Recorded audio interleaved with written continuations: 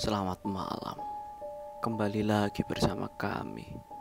Malam ini kita akan membahas tentang salah satu makhluk halus yang benar-benar khas dari salah satu pulau terbesar di negara kita, yang biasa kita sebut dengan Kuyang. Malam kali ini kita akan menceritakan seorang gadis bernama Nana. Nana merupakan seorang gadis manis, anak pertama dari kedua orang tuanya. Dia memiliki seorang adik. Nana bisa dibilang merupakan warga suku keturunan asli dari pulau yang memang terkenal memiliki sejarah panjang dengan dunia magis. Perkampungan Nana pada masa itu sangatlah berbeda dengan zaman sekarang. Tetangga yang ada di perkampungan Nana bisa dihitung dengan jari. Satu perkampungan bisa dibilang begitu luas karena masing-masing rumah memiliki jarak yang lumayan jauh. Tapi kebetulan untuk rumah Nana memiliki beberapa tetangga yang cukup dekat, yaitu rumah di sebelah kiri dan di depan Nana.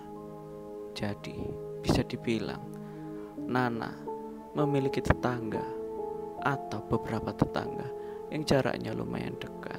Tetapi sayang, rumah yang berada di sebelahnya telah lama kosong, membuat kondisi rumahnya menjadi seperti tidak terawat dan cukup kotor, dan bahkan bisa dibilang cukup lapuk bila dipandang dari luar. Tapi pada suatu hari, Nana melihat ada seseorang diantar menuju rumah tersebut. Karena Nana pada waktu itu masih kecil, ia tidak berani mendekat dan hanya melihat dari kejauhan. Di situ ia melihat seorang gadis yang bisa dibilang seumuran dengan ibunya masuk ke dalam rumah, diantarkan oleh beberapa orang sambil membawa barang-barang bawaan yang cukup banyak. Dalam hati kecil Nana, ia merasa cukup senang.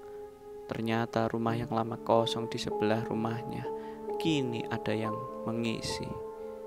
Ia juga sangat bahagia karena memiliki tetangga baru.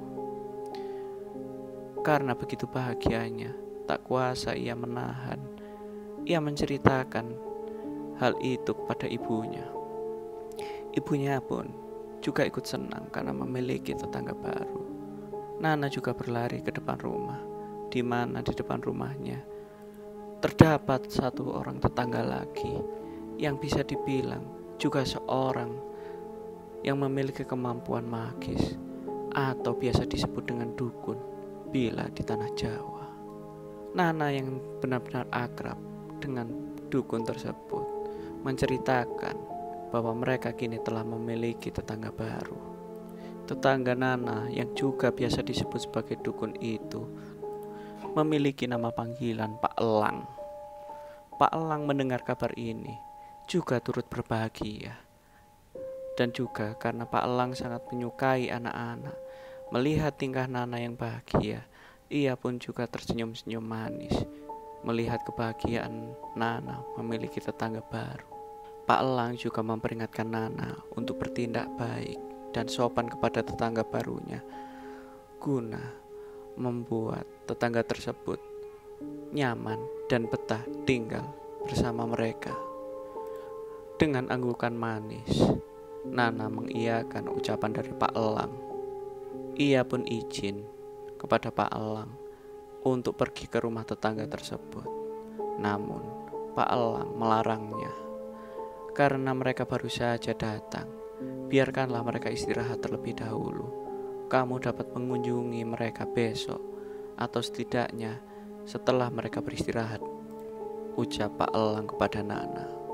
Meski sedikit kecewa, Nana berpikir apa yang dikatakan oleh Pak Elang benar, dan ia lebih memilih untuk pulang menemui ibunya yang ternyata juga sedang dalam kondisi hamil muda. Keesokan paginya, ketika Nana sedang bermain di rumah bersama adiknya, mereka berdua terkaget dengan suara ketukan pintu dan melihat ada orang asing di depan pintu mereka sambil membawa sebungkus makanan. Ternyata itu adalah tetangga mereka yang barusan pindah kemarin. Nana memperhatikan tetangga baru mereka ini dengan seksama dan menyadari betapa cantiknya tetangga baru mereka ini. Ia memperkenalkan diri sebagai Ina. Ia berpindah ke daerah itu karena ia ingin menikmati masa tuanya. Satu omongan yang sedikit membuat Nana heran karena di matanya Kak Ina ini masih muda dan begitu cantik. Kenapa ia berkata bahwa ingin menikmati masa tuanya? Namun tak lama, kebingungan Nana dipecahkan oleh suara ibunya dari dalam yang mempersilahkan Mbak Ina masuk. Mereka semua akhirnya duduk bersama di ruang tamu. Mbak Ina dengan ramah bercerita tentang kegiatannya selama ini bekerja di perkotaan dan ingin menjadi tetangga yang baik kepada keluarga Nana. Nana pun dengan sangat antusias bertanya-tanya tentang bagaimana kehidupan di kota karena ia hidup di tengah hutan, sehingga tak sekalipun ia pernah merasakan bagaimana perasaan hidup di perkotaan. Tak seberapa lama ayah Nana pulang dari berburu. Ia juga berkenalan dengan Mbak Ina. Mbak Ina dengan ramah menyapa ayah Nana dan mereka lanjut asik bercerita dan mengobrol sampai tak terasa bahwa hari sudah menuju gelap. Setelah mengetahui hari telah petang, Mbak Ina meminta izin untuk undur diri kembali pulang. Di sini Nana meminta pada ibu dan ayahnya untuk mengantarkan Mbak Ina pulang ke rumah. Orang tuanya pun mengizinkan Nana mengantarkan Mbak Ina pulang. Dengan semangat Nana bersiap-siap membukakan pintu kepada Mbak Ina. Namun sedikit kaget ketika melihat bahwa Pak Elang sudah ada di depan rumah dan dengan suara yang lantang memperingatkan Nana untuk tidak keluar rumah karena hari telah petang. Masa-masa pergantian antara siang menuju malam atau bagi para umat muslim biasa disebut dengan maghrib, dipercaya merupakan waktu di mana para makhluk halus paling sering menampakkan diri dan berkontak dengan para manusia. Larangan dari Pak Elang dengan suara yang cukup keras itu terdengar oleh ayah dan ibu Nana karena mereka tahu bahwa Pak Elang merupakan orang yang memiliki kemampuan lebih di dunia mistis. Larangan dari Pak Elang pun dipatuhi oleh mereka berdua dan akhirnya kedua orang tua Nana melarang Nana untuk mengantar Mbak Ina pulang. Mereka meminta maaf kepada Mbak Ina karena Nana tidak jadi mengantarkan Mbak Ina pulang. Dengan wajah sedikit kecewa, Mbak Ina hanya mengangguk dan mengiyakan. Di sini Nana merasa sedih dan merasa bahwa Pak Elang begitu jahat. Tapi entah kenapa, Pak Elang dengan posisi tegap hanya berdiri di depan pintu sambil memandangi perjalanan Mbak Ina pulang. Keesokan harinya, Mbak Ina kembali bertamu ke rumah Nana. Di sini hanya ada Nana dan ibunya, sedangkan adik dari Nana ikut sang ayah untuk pergi berburu. Mereka kembali bercerita dan mengobrol. Tak lupa Mbak Ina kembali membawa makanan. Banyak yang diperbincangkan oleh mereka bertiga. Namun setelah berapa lama, tanpa sengaja, ibu dari Nana bercerita bahwa dirinya sedang hamil muda. Mendengar kalimat ini, tiba-tiba wajah Mbak Ina berubah menjadi sangat sumringah. Ia pun akhirnya bertanya-tanya tentang banyak hal, terutama usia kandungan dari ibu Nana. Kak Ina yang tadinya ramah sekarang hanya terfokus pada cerita yang dilontarkan oleh Ibu Nana, terutama masalah kehamilannya. Nana yang berusaha mencari perhatian dari Kak Ina seolah tidak digubris dan dibiarkan.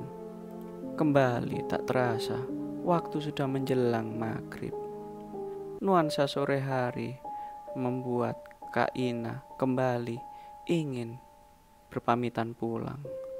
Namun, tiba-tiba pintu depan rumah Nana diketok oleh seseorang dan ternyata Pak Elang sudah berada di depan pintu.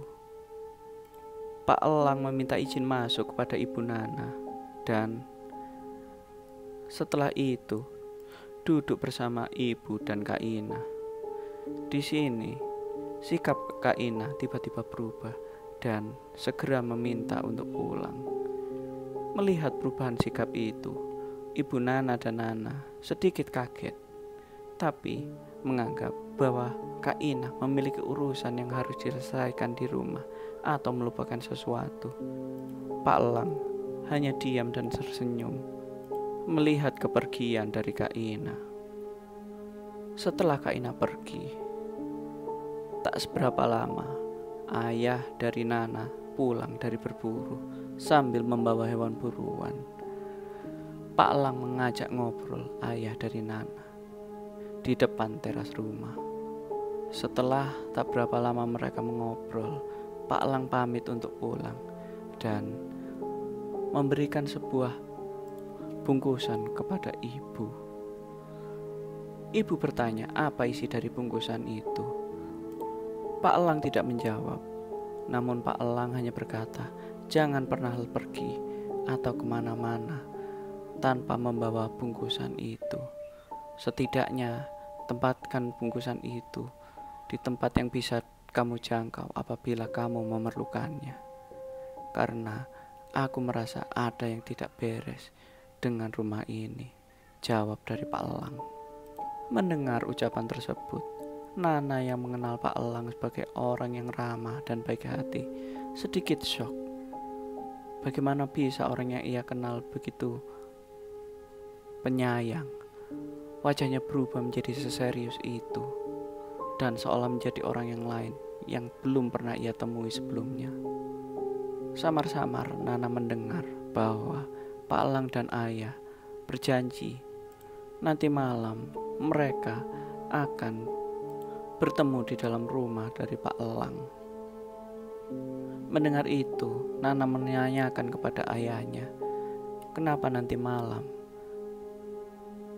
ayah harus pergi ke rumah Pak Elang? Ayahnya menjawab, gak ada apa-apa nak, yang penting nanti kalau ayah pergi, kamu harus jagain ibu, jawab ayah. Nana pun penasaran, tapi karena Nana memang anak yang penurut, ia hanya mengikuti perintah dari ayahnya. Malam hari pun tiba. Di sini, Nana menuruti perintah dari ayahnya dan menjaga sang ibu hingga terlelap. Nana, suasana rumah kali ini begitu panas, tidak seperti biasanya. Harusnya, menurut Nana, suasana rumah karena musim penghujan tetap dingin, tapi suasana rumah kali ini jauh lebih panas daripada musim kemarau. Dan samar-samar Nana mendengar dari atas rumah seperti ada ketukan-ketukan kecil. Di sini Nana mulai merasa ketakutan. Pelan-pelan bulu kuduknya merinding. Ia pun mulai tidak berani melihat ataupun membuka mata. Ia pun hanya bisa menutup seluruh tubuhnya dengan selimut dan memeluk erat sang adik dan ibu yang sedang tidur. Tak seberapa lama, tiba-tiba Nana terkejut dengan suara letusan yang sangat luar biasa kencang dari depan rumah. Mendengar ini, ibu terkaget beserta adik Nana dan mereka semua bergegas berlari ke depan pintu rumah untuk melihat apa yang terjadi. Nana melihat sang ayah dan Pak Elang duduk di depan pintu rumah Pak Elang sambil membawa beberapa macam sesajen. Juga pandangan mereka mengarah kepada rumah Mbak Ina. Nana yang tidak sanggup menahan rasa penasarannya pun berlari menuju ayahnya dan Pak Elang sambil menanyakan apa yang terjadi.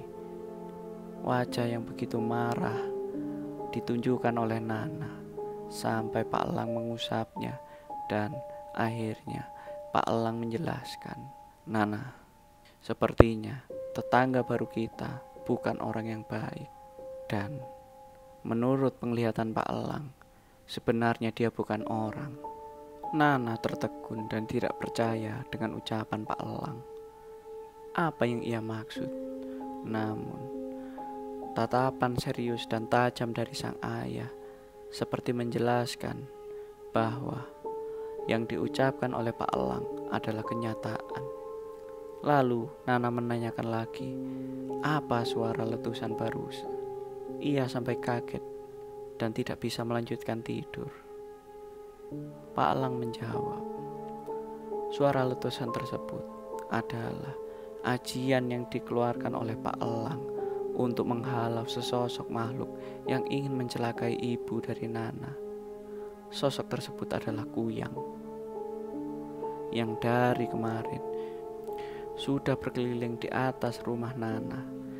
Karena Kuyang itu tahu di dalam rumah tersebut ada seseorang yang sedang hamil muda. Kuyang, menurut penceritaan dari Pak Elang, memang sangat suka terhadap bau dari orang yang sedang hamil muda atau anak yang baru saja lahir.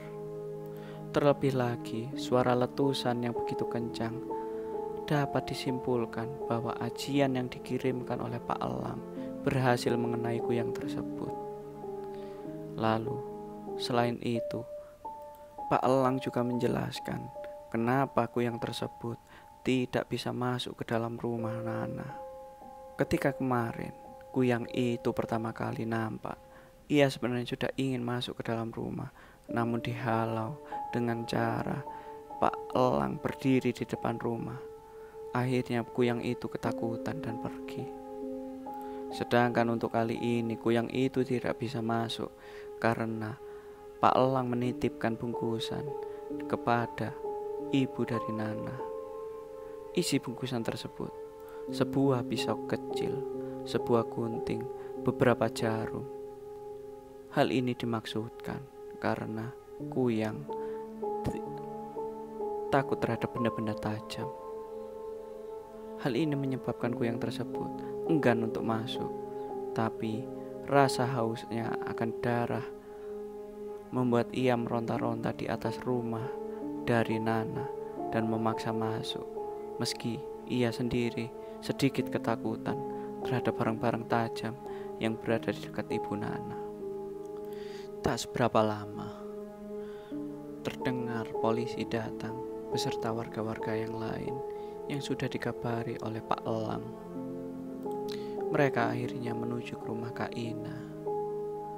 Di sini betapa kagetnya mereka melihat tubuh Kak Nia ternyata tergeletak di dalam rumah tanpa ada kepala.